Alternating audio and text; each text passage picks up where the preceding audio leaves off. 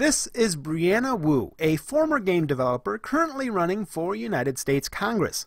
She is an outspoken feminist activist who has been highly critical of the video game industry's alleged misogyny and hostile treatment of women. She appeared on NPR on January 9th of this year to lament the lack of a Me Too moment in the video game industry. You know, it's hard for me because I want to have a hopeful message, especially for young women that are out there listening to this. But when it comes to the game industry itself, we are not having a Me Too moment at all. She followed this up with a tweet saying, quote, "If I am elected to Congress, I fully intend to launch hearings on hiring bias against women and people of color in the tech industry.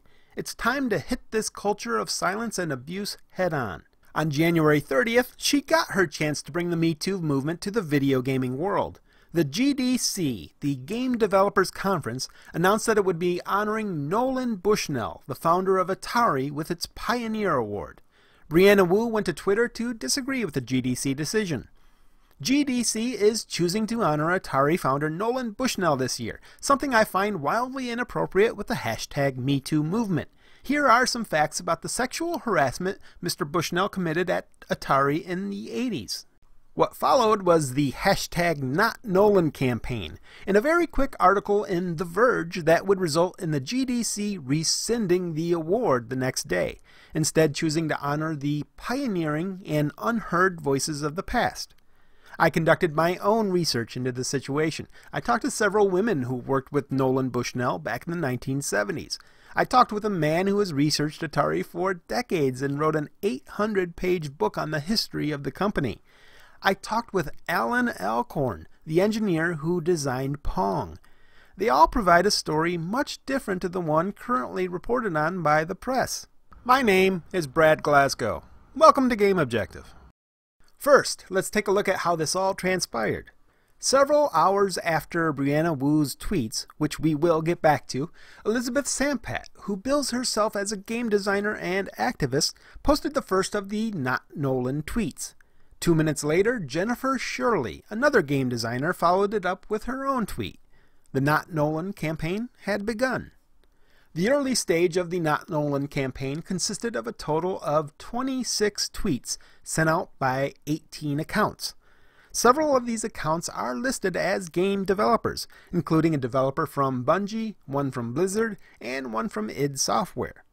These 26 tweets received a cumulative total of 221 retweets and 645 likes, and likely they had fewer than that when The Verge wrote about them because I'm counting them several days later.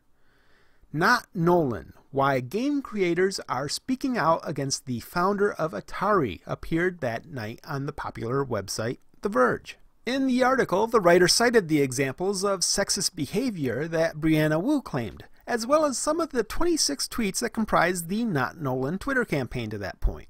It concluded, quote, "Although many industries, from Hollywood to media, have had their Me Too moments highlighting the predatory or sexist behavior of prominent men, video games has not."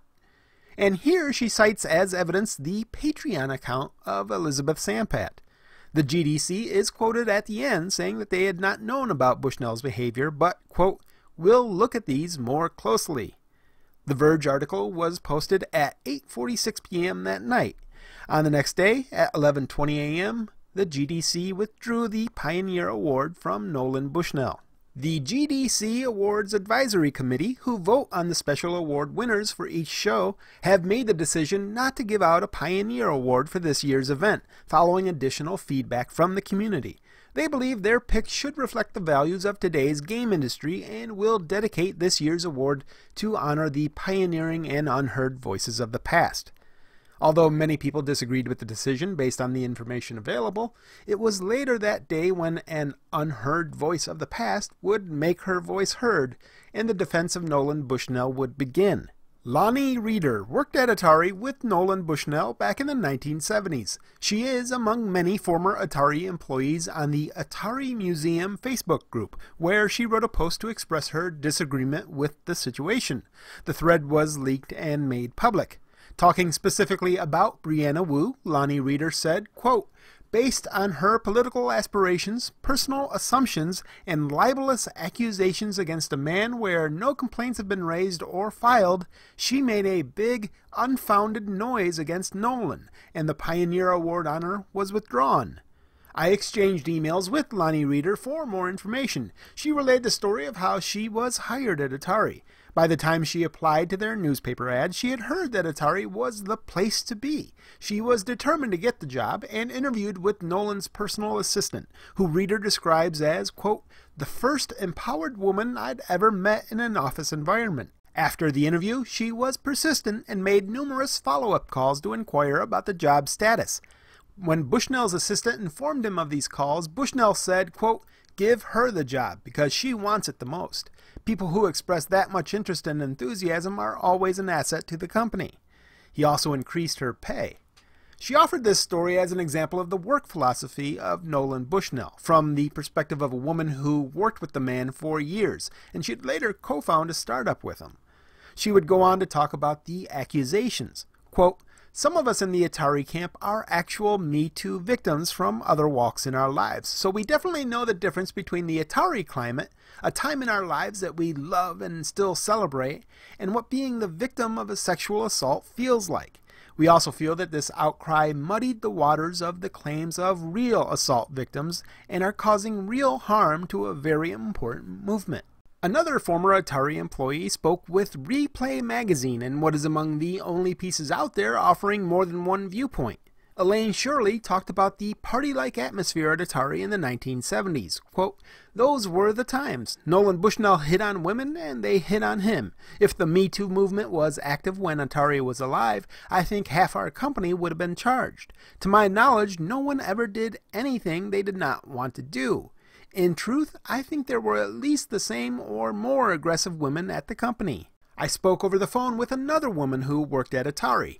Carol Cantor pioneered video game market research at Atari in the early to mid-1970s. She denied ever seeing any examples of sexual harassment at the company, nor any cases where women received any appropriate attention.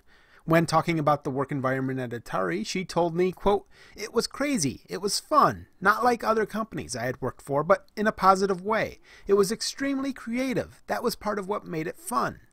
I asked about Nolan Bushnell specifically.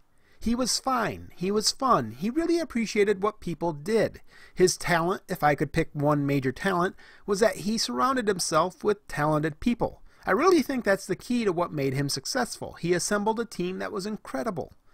When I asked her about any possible sexual harassment from Bushnell, she said, I don't think that's Nolan. It just wasn't in his character. It's not him. I never experienced it, and no one I knew experienced it. She said, quote, the women who were in my department are all still friends, and that should say something about the company culture. If there was any harassment, we probably would have heard about it and gone straight to the source and said, quit it. That's the kind of people we were. Another source of information I found was Kurt Vendel. Vendel is a former Atari employee, though he worked in later years, who has researched the company for over 30 years. He co-authored Atari Inc. Business is Fun, an 800-page book detailing the history of the company. Vendel and his co-author, Marty Goldberg, are admins of the Atari Museum Facebook group. Vendel gave a similar account of the workplace culture at Atari. Nolan hired many, many women, he told me. He hired nearly anyone based on their passion and merits, not gender or race. He gave everyone a chance. Women were next to unheard of in high tech in those years. They were soldering, wire wrapping, designing graphics, building electronics, and even building and assembling arcade cabinets. It was Nolan's willingness to give anyone a chance and not judge them on their sex or appearance that opened the door for a dirty, smelly, and obnoxious kid who came into his company back in 1973. His name was Steve Jobs. Any other company would have kicked his ass to the curb. Let that sink in. He continued, somewhat suspicious of me being a journalist. If it's dirt you're after, then it's both men and women there, equally, who were sexual and laid back and brilliant and creative, and they all helped to shape the very early pioneering days of the gaming industry. They all have nothing to be ashamed of or accused of. It was that very environment that would create the best games ever by the brightest people ever. More former Atari employees have spoken up in defense of Nolan Bushnell. All of them give similar accounts that Atari was an innovative company which fostered creativity. I could not find any that would mention seeing any impropriety or even hearing of any. So let's address the specific issues that Brianna Wu and subsequently the articles that quoted her mentioned. Quote, Atari held board meetings in a hot tub. There, the board would invite the women employees they wanted to have sexual with up to the suite and pressure them to strip naked with the men. This is by Mr. Bushnell's own admission in the book Ultimate History of Video Games. What Brianna Wu is referring to is not an admission by Nolan Bushnell, but a quote from Al Alcorn, the designer of Pong.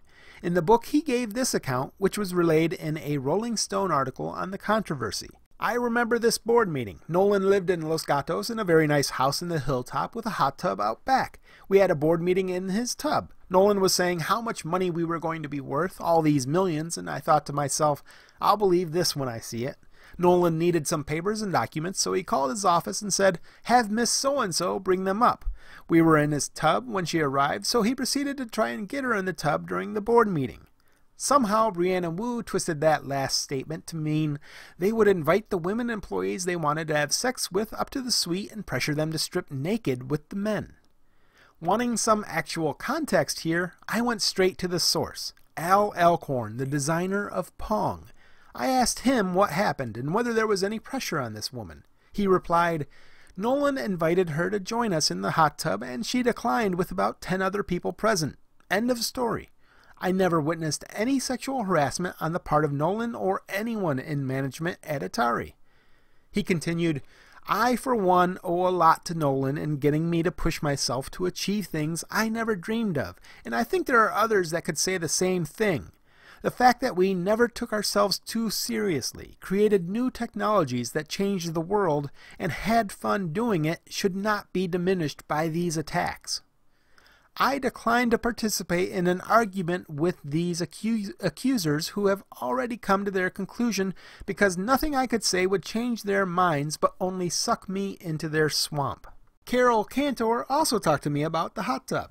Bushnell invited anyone to the hot tub who wanted to. It wasn't a sexual thing. That's the way it was in the 70s. Wasn't Marin County known for hot tubs? It was a hot tub town. They were the in thing at that particular time.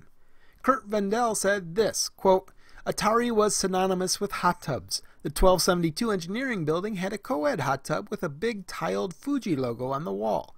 No one was forced. Yes, women were asked to come up to the hot tub, and when they went in of their own choosing. This wasn't a do it or get fired type of a situation, nor was there ever anything like the horrible blackmailing and casting couch environment of Harvey Weinstein. So Al Alcorn, the man who was in that hot tub, whose account was twisted by Brianna Wu to imply sexual harassment, denies her statement. Other employees say nothing improper went on with regards to hot tubs at Atari. So, let's move on to Brianna Wu's next criticism. Atari had a culture of naming their video game projects after the hottest women that worked there. So, if Mr. Bushnell wanted to sleep with, say, Kathy, a project would be codenamed Kathy. The source for this is a 2012 Playboy article that cited an old San Francisco Chronicle profile of Bushnell, in which he said that the atmosphere at Atari was post-flower revolution, women's liberation, no AIDS yet, and lots of company romances. The engineers began codenaming their projects after women, including Darlene, a beloved employee who, according to Bushnell, was stacked and had the tiniest waist. Kurt Vendel told me that there were some projects named after attractive women, but they were also named after project managers' wives and other sources. And the famed Atari 2600, that was codenamed Stella, after the brand of bicycle that one of the design engineers rode to work each day. He said that codenames were seen as compliments. There is no evidence to support Brianna Wu's claims that Bushnell or anyone else at the company named a project in an attempt to sleep with a woman. There is other criticism of Nolan Bushnell. The Verge cited a Gamasutra interview where a former Atari executive recalled that Bushnell wore a t-shirt that said, "I love to blank." According to Lonnie Reeder, this is untrue. She tweeted to The Verge claiming that it was a lie told by Ray Kassar, who is now deceased, who did not care for Bushnell or Atari's culture. None of the former employees I spoke with remembered that t-shirt. Kurt Vendel did, however, say that women wore t-shirts to work with hands on their breasts that said, "Grab my trackballs." He said that that was just the culture of Atari, and that no one was sexually assaulted or coerced, and everything was mutual. And that was it. Those were the complaints reported on by The Verge, which resulted in the withdrawal of the Pioneer Award. I should note that Lonnie Reeder did talk to Jennifer Shirley, the second person to engage in the Not Nolan hashtag campaign. In the exchange, Shirley said to Reeder, quote, "There are people who are not like you, who have been survivors and who don't want to speak up."